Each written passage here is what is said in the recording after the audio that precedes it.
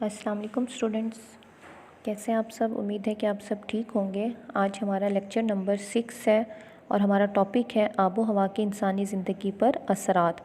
اب آب و ہوا کیا ہے کہ مختلف مقام یا علاقے میں جتنے بھی موجود انسان ہوتے ہیں ان کے روزمرہ کاموں پر اثر رکھتی ہے، اور آب و ہوا کا انسانی زندگی پر گہرا اثر ہوتا ہے۔ کسی ملک کے رہنے والوں کی معاشی، معاشرتی، سماجی، سیاسی، تجارتی سمیت تمام سرگرمیوں کا انحصار کافی حد تک آب و ہوا پر ہے۔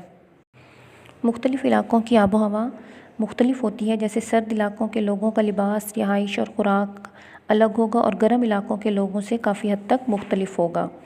اس لیے ہم اب مختلف علاقوں کے حساب سے آب و ہوا کے بارے میں پڑھیں گے کہ کس طرح سے انسانوں پر اثر انداز ہوتی ہے۔ پہلا جو آپ کا ہے وہ پوائنٹ ہے شمال و شمال مغربی پہاڑی علاقے، کہ پہاڑی علاقوں پر آب و ہوا کس طرح سے اثر انداز ہوتی ہے۔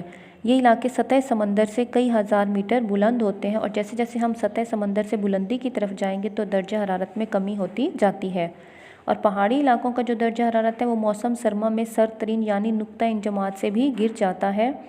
زیادہ تر برف باری ہوتی ہے اور یہاں کے رہنے والوں کی تمام سرگرمیاں موسم سرما میں قریباً محدود ہو جاتی ہیں، اور جب موسم سرما شروع ہوتا ہے تو اس سے پہلے ہی لوگ اپنی خوراک اور دیگر جو ضروری اشیاء ہیں وہ ذخیرہ کر لیتے ہیں، اور لوگ جو ہے لوگوں کی سرگرمیوں میں گھریلو دستکاری بہت اہم ہے۔ جو لوگ مویشی کا کام کرتے ہیں وہ پہاڑی علاقوں سے میدانی علاقوں کی طرف منتقل ہو جاتے ہیں، کیونکہ برف باری کی وجہ سے چراگاہیں ختم ہو جاتی ہیں۔ موسم گرما میں یہ علاقے سرسبز و شاداب ہو جاتے ہیں، برف پگھلنے سے ندی نالے رواں دواں ہو جاتے ہیں، اور دوبارہ سے وہ لوگ اپنے مویشیوں کو لے کر اپنے علاقوں کا رخ کر لیتے ہیں۔ موسم گرما میں کاشتکاری لوگوں کا اہم پیشہ ہے، مختلف اقسام کے پھل پیدا ہوتے ہیں، لہٰذا معاشی اور تجارتی سرگرمیاں شروع ہو جاتی ہیں۔ اب پہاڑی علاقوں کی نسبتاً آبادی جو ہے گنجان آباد ہے، کم گنجان آباد ہے کہ وہاں پر آبادی کم ہے۔ پہاڑی علاقوں میں معدنیات کے ذخائر بھی ملتے ہیں، اور ان علاقوں کی آب و ہوا اچھی ہونے کی وجہ سے سیاحت کو بہت ترقی ملی ہے کہ لوگ تفریح کرنے کے لیے پہاڑی علاقوں کا رخ کرتے ہیں۔ اس کے بعد دوسرا علاقہ ہے میدانی علاقے، وہاں کی آب و ہوا میں شدت پائی جاتی ہے، یعنی موسم گرما گرم اور موسم سرما سرد ہوتا ہے۔ آب و ہوا میں مختلف اقسام کی فصلوں، سبزیوں اور پھلوں کے لیے بہت موزوں ہے۔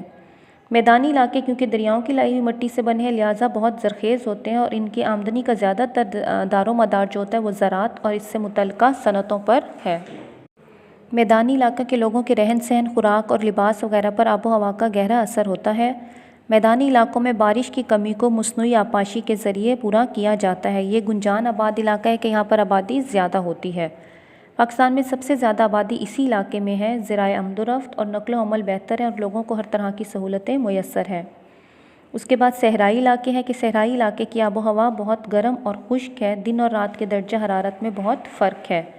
موسم گرما میں دن کے وقت لو چلتی ہے، گرم ہوا چلتی ہے اور گرد آلود آندھیاں چلتی ہیں۔ پنجاب کا جنوبی اور صوبہ سندھ کا شمالی اور جنوبی علاقہ خاص طور پر ریگستانی خصوصیت رکھتا ہے۔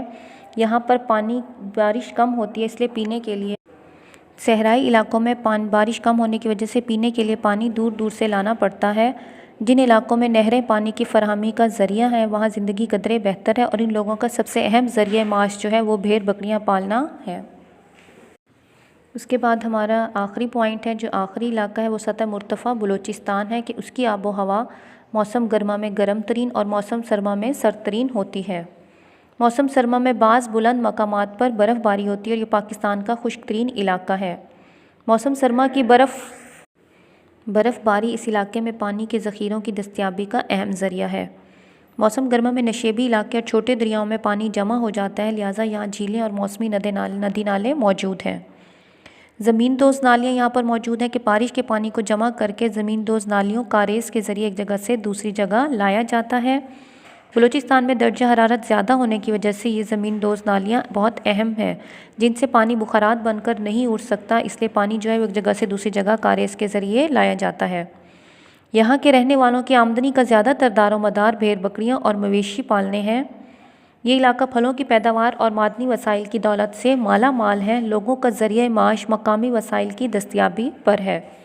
آپ نے والا ٹاپک یاد کرنا ہے کہ آب و ہوا کے انسانی زندگی پر اثرات ہم نے مختلف علاقوں کے لحاظ سے پڑھا ہے کہ کس طرح سے انسانوں پر آب و ہوا اثر انداز ہوتی ہے اور ان کا ذریعہ معاش کس طرح سے ہوتا ہے آب و ہوا کے لحاظ سے۔ اسے آپ نے اچھی طرح یاد کرنا ہے۔ اپنا خیال رکھیے گا۔ اللہ حافظ۔